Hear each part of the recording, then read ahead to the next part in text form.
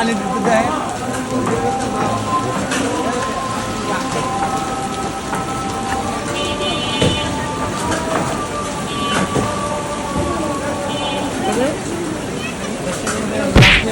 ঘুমাইতেছে, ঠিক আছে, আরে মাছ বেচতে পারে না, মাছ না বেচার কারণে সে ক্লান্ত হয়ে ঘুমাইতেছে। ভিডিও নিয়ে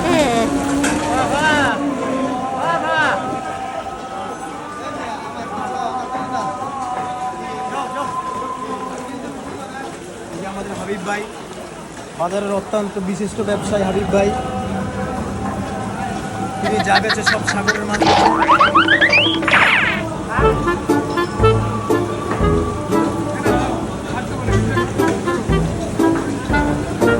বৃষ্টির কারণে সব বাজার শেষ, একদম ভিড়টাহীন হয়ে গেছে।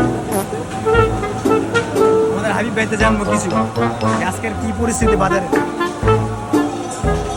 আসসালামু আলাইকুম ভাই। ভাই আপনার কি অবস্থা, বেঁচে কিনে কিরকম? আমাদের দর্শকরা যদি একটু জানিয়ে দেন তা আমরা উপকৃত হইতাম।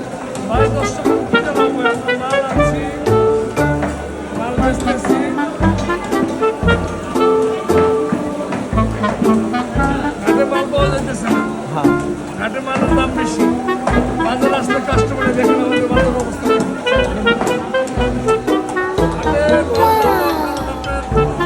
আমরা যে মাছটা বেচতেছি ঝড় তুফান বৃষ্টির কারণে মাছটা কম ধরা হয়েছে। চারিদিকে বন্যার কারণে মাছটা মানে এক জায়গা থেকে আরেক জায়গায় চলে গেছে না, মাছটা বন্যার কারণে মাছটা কম ধরা হয়েছে এবং মাছ চট্টগ্রামে 51 কোটি টাকা লস হয়ে গেছে। অনেক কষ্ট করতেছে, পরে খাবার পানিতে চলে গেছে, মাছের চলে গেছে, মানুষ ঘরবাড়ি হারা।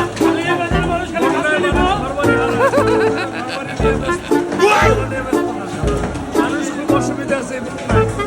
আল্লাহর কাছে বলে বন্যা তাড়াতাড়ি দূর করুক এবং বন্যা থেকে আমাকে মুক্ত করুক ইনশাল্লাহ ইনশাল্লাহ।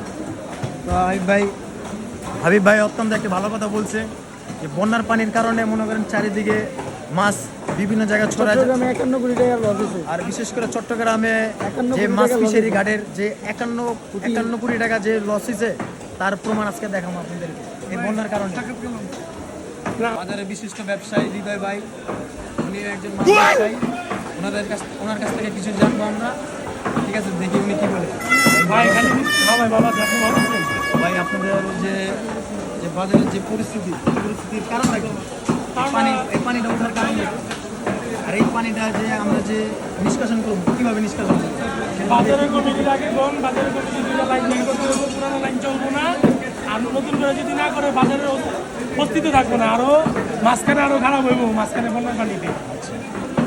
আঙ্গুই থেকে বন্যা নাই, নদী দূরে আছে, দাবি আঙ্গুই থেকে। আপনারা বুঝতে পারতেছেন যে বাজারের কিছু সংখ্যক লোকের কারণে যে বাজার অতি নিকৃষ্ট হয় এবং তা হইতাছে আপনার কাঁচা বাজারের কারণে। কাঁচা বাজার যারা আছে তারা বিভিন্ন ময়লা তারা নিচে ফেলার কারণে পানি। সাথে হলো গরুর দোকানদার আছে, খালি গোবর আলায় বিচ্ছে ভিতরে নোংরা, বৃহত্তম নোংরা।